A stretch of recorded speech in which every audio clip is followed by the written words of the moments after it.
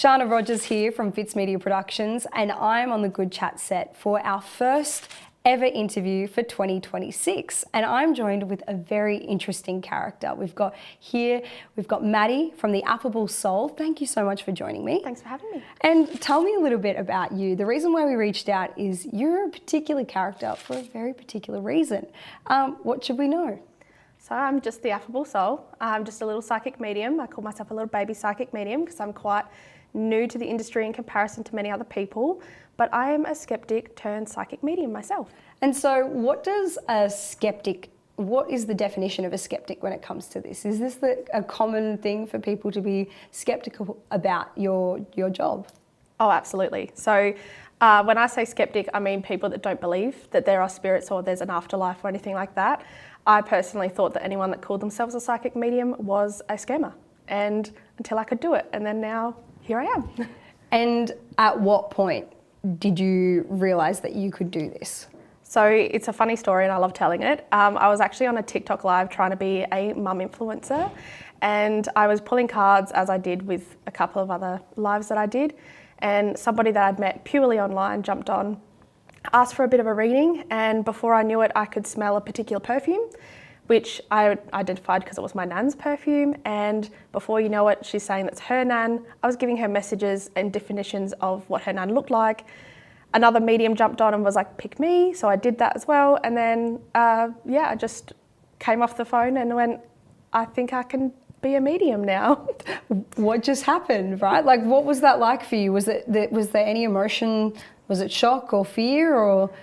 Definitely a mix of both. There was a lot of shock to begin with, and telling my partner was probably the hardest person to tell because I knew that he was mega skeptical and didn't really believe in any of it, and I don't think he still does, to be honest. But there was a lot of fear about doing it the right way because I'd watched The Conjuring, I'd watched all the horror movies, and I was so scared of getting possessed while doing this work.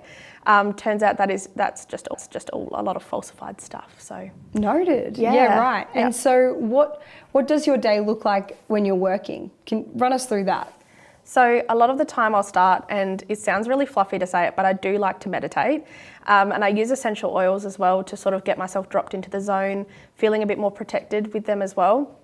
And so I start with a bit of a meditation, and then it depends on whether I have people in person or online as to what the kind of cleansing practices are. A lot of the time I'll straight go for the Palo Santo, the little stick that you can find in most of the spiritual shops, give it a bit of a smoking cleanse, but I've also got from one local shop here, from Willow and Sage, a beautiful space cleanser spray, and it smells amazing.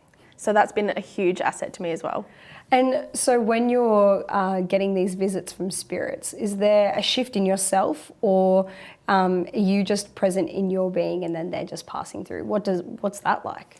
It is a very strange experience because they'll change the way that my voice sounds, they'll change the way that I speak.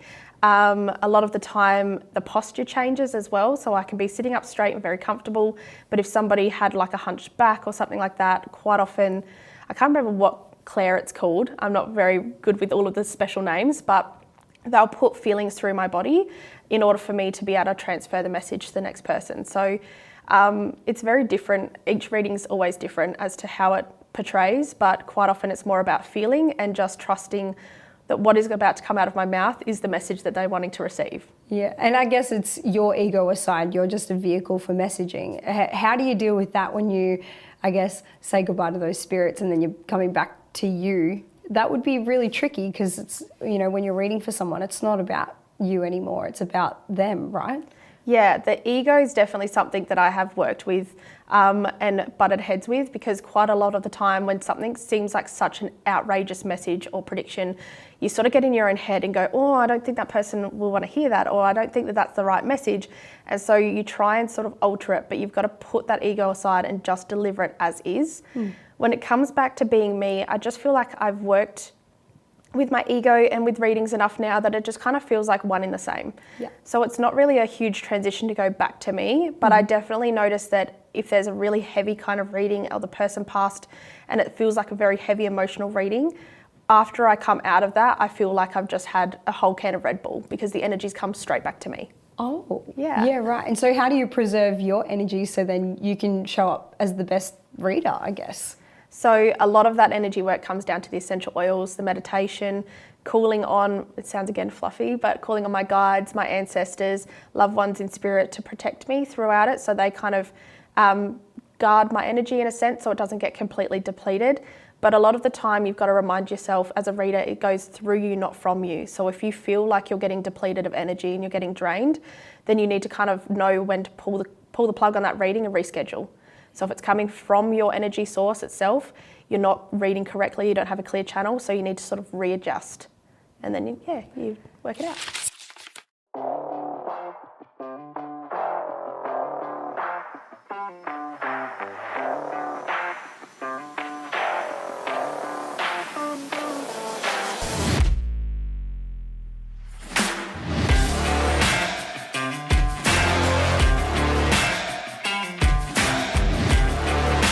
I specialise in finding you either your first home, your next home, or your next investment property. All I've ever wanted to do was help people to be able to help them achieve their goals. I'm Teresa and I'm from Warrnambool Finance Co.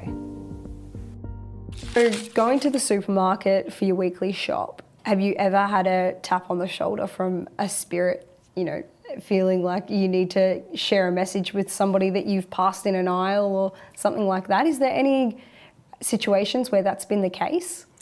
There has, but I really strictly stick with moral beliefs and keep my values aside. There's always spirit tapping me on the shoulder, especially when I make eye contact with somebody. It's like game over.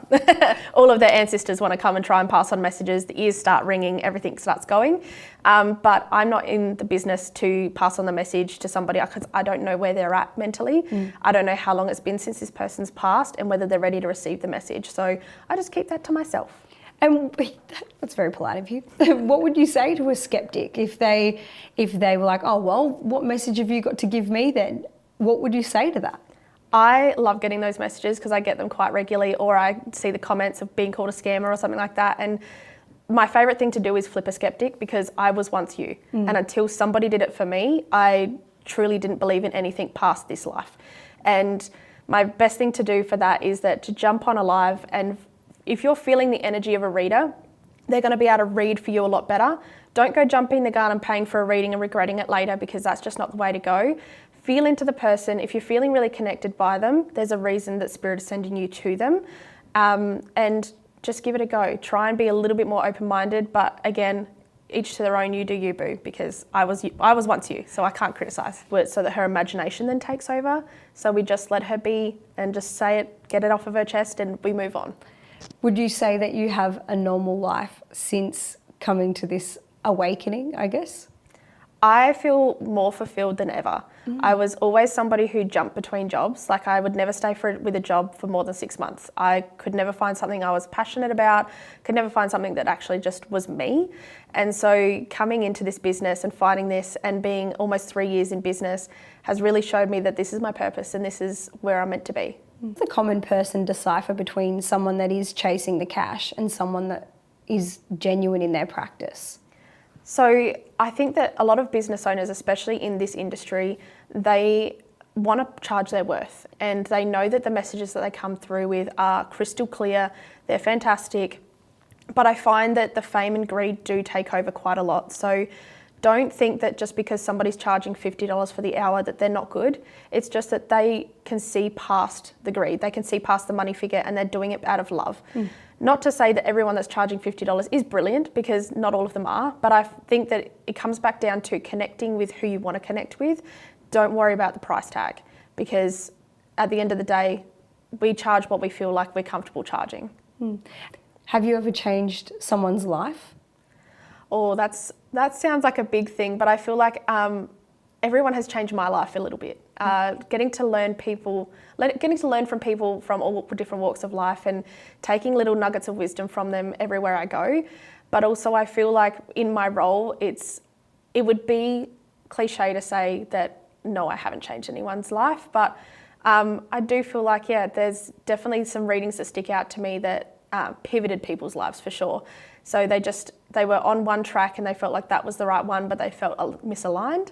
And then they've kind of had a reading and we've readjusted and now they're living their purpose, living their best life. So I wouldn't say changed it, but definitely change the trajectory of their life. Yeah. And how does that make you feel? Like, I'm sure that you would go to bed at night and go, oh, thanks spirits for that really big day, and we did it again, I'll see you tomorrow. Like, is that how it's like?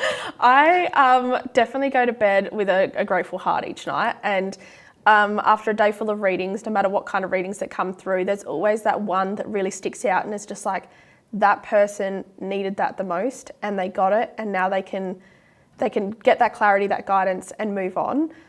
So I'm very grateful to be here. Feel very blessed to be in the position that I'm in. I just try not to, I freak myself out if I try and grasp the gravity of what I do and the readings that I withhold with people. Yeah. Is there been any time where you've heard a message from someone and thought, they don't need to hear that, or they shouldn't hear that, even when you are doing a professional reading? So when I am doing my lives, I always express discretion. If there's something that I wouldn't want to hear about in a public setting, I'm not going to pass it on. But I do mention that there is something more, or there is something that's more sensitive nature, message me privately, or I'll still pass on the message. It'll just be in a more private setting.